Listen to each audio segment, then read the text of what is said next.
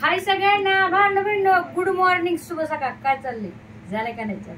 हा तुझं संगीत आहे चाललं इकडं स्वयंपाक करणं. आपल्याकडं आता आमच्याकडे वाजले तर 12:30 वाजले. तर तुमच्याकडे किती वाजलेत मला नाही माहिती, तुम्ही सांगा कमेंट मध्ये. आता आज आपण आहे ना मटन खिमा बनणार आहोत. मस्त पैकी मटन खिमा मी इकडं आधीच शिजून घेतलेला आहे. भावंड बघू शकताय. तेल टाकलंय, इकडं मसाला काढला आहे बघा. याच्यामध्ये खोबरं, अद्रक, लसूण, कोथिंबीर, बस. इकडे घेतलेला आहे आपला कांदा, लसूण मसाला. आणि हे आहे आपल्या गावाकडचा आपला घरचा मसाला, झणझणीत आपला घरचा मसाला. बस एवढंच लागणार आहे, दुसरं काय नाही. तर चला मग आता आपण करूया भाजी मस्त पैकी. सुक्का करायचं, सुक्का. पण थोडा पाणी करणार, ते सुक्का म्हणलं ना तर खाऊ नाही वाटत आहे मला तर नाही आवडत आहे. म्हणजे सुक्याने पोट पण नाही भरतो. थोडा शेरवा केला ना थोडा जरा छान वाटतं, हे की नाही? अशी गोष्ट. आणि गावाकडच्या लोकांना कसं चुरून मुरून खायची स्वत असते, तुम्हाला माहिती आहे. शहरचे लोक खातात सुक्क सुक्क, काही त्यांना सवय पाडल्या जाते, आहे की नाही? आणि कोणी कोणी नाही खाते, पण सहसा गावाकडचे जे लोक आहेत का ते हेच खातात, चुरून चुरून. असं नाही सगळेच खातात, कोणी कोणी कोरडं पण खात आहेत. पण मला मेन काय प्रॉब्लेम आहे, मला आहे ना ते कोरडं खाऊ नये. कोरडं खाता असं वाटतं अरे यार आपण काहीच नाही खाल्लं. आता आपला मसाला असा मस्त पैकी परतून घ्यायचा बरं का, छान पैकी. काय कर, कच्चा खोबरा आहे ना, मग कच्चा खोबरा असल्यामुळे आहे ना थोडं मस्त पैकी असं करपूनच म्हणते आहे का, तरपून घ्यायचं थोडं, म्हणजे मस्त भाजी लागते. ही आपली लाल मिरची थोडी, शिमला कलरसाठी. तसं कलरसाठी टाकायची गरज नाही म्हणा, आपल्या मसाल्यामध्येच कलरची मिरची आहे. तर तरीला येते आपल्या मसाल्याला, कलर पण येते, तरी पण येते बिना कलर टाकता. भाजी सुपर होती, सुपर.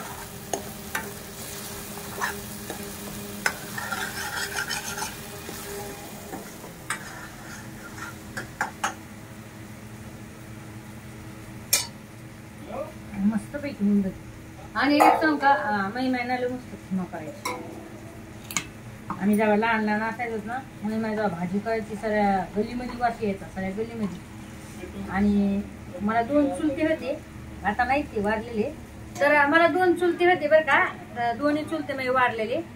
जेव्हा मी भाजी करायची ना, तर तेव्हा ते वाटी घेऊन भाजी घ्यायला यायची. आणि महिमा द्यायची, कारण की कसं आहे माहिती आहे का, घरचं वातावरण आमचं खूप चांगलं होतं. म्हणजे असं आता कसं आहे वेगळं, म्हणजे बघितलं तर खिडक्या दरवाजे लावून घेते. तर आता माणुसकी नाही राहिलेली, खरी गोष्ट सांगायची म्हणजे. भावना बहिण पहिला खूप माणुसकी होती, आणि आता का माणुसकी नाही राहिली, खरी गोष्ट सांगायची. तर त्याच्यामुळे पहिल्याचा जमाना वेगळा होता. आम्ही सगळे एकत्र मिळून जेवायचो, म्हणजे सगळे एकत्र मिळून. आमची मुली आम्ही सगळ्या चुलत बहिणी भाऊ आम्ही सगळे एकत्र मिळून जेवायचो. आणि आता पाहिलं तर दरवाजाच लावून घेते. काय माहित कसले लोकच ना या जमान्यामध्ये, सगळं बदललंय. तर मग हा महिमा आहे ना, दोघायला पण वाटी भाजी का ना द्यायची, म्हणजे द्यायची मटणाची भाजी. आणि त्यासाठी मा बाप काय म्हणायचं माहितीये का, मा बाप म्हणायचं काय रे रोजच तुझ्याकडे भाजी घ्यायला येतं, यांच्या बायका घरी भाजी नाहीत करीत का. महिमा भाजी जाऊ द्या, खाऊ द्या, त्याला माझ्या हातचं आवडत.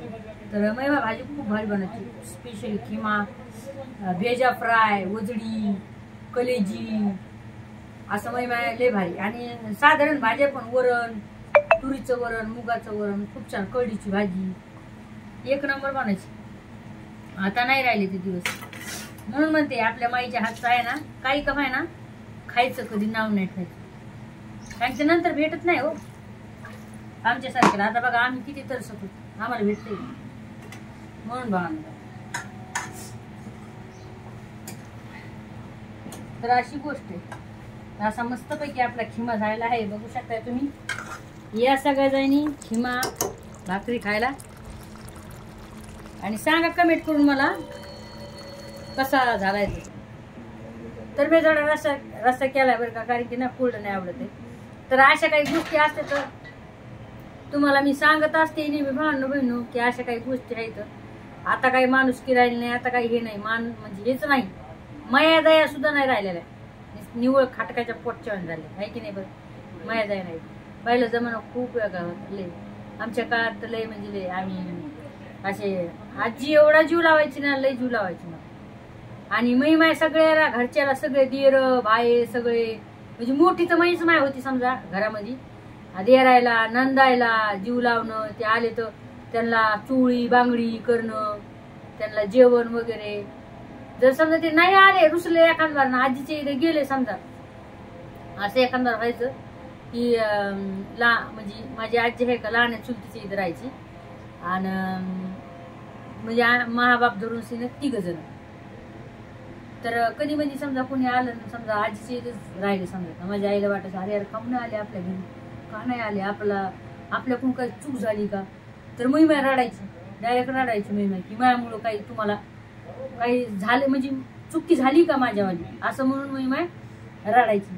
आणि आताच्या तर म्हणत्या ना आलीस कुठं बाई, तू जाय तिकडं, जिथं आलीस तिकडूनच जाय, येऊ पण नको घरी. अशी गोष्ट आहे. सुखादुःखाची तर बात वेगळीच राहिली सुखादुःखाची गोष्ट. कोणी आलं जर भेटायला ते दर्जे लावलं घेतात फडाफड, खिडक्या लावून घेतात फडाफड, येऊच नको तिकडच राय. अशी गोष्ट आहे मला सांगा कमेंट मध्ये तुमच्या म्हणजे तुम्ही पण लहानपणी तुमचं पण घरचं वातावरण असं होतं का, तुम्ही पण म्हणजे एन्जॉय केलंय का, समजा चुलते चालते सगळ्याजण बसून जेवण खावं असं. तर म्हणा आता काय नाही खरे खोटे बाबा. चला थोड्या मी गोष्टी शेअर करत असते तुम्हाला माझ्यामध्ये. छान वाटते मला शेअर करून तुमच्याशी. आपलं स्वयंपाक करता करता आहे की नाही. भाजी आपली झाली, भाकरी पण झाल्याच आहे बघा.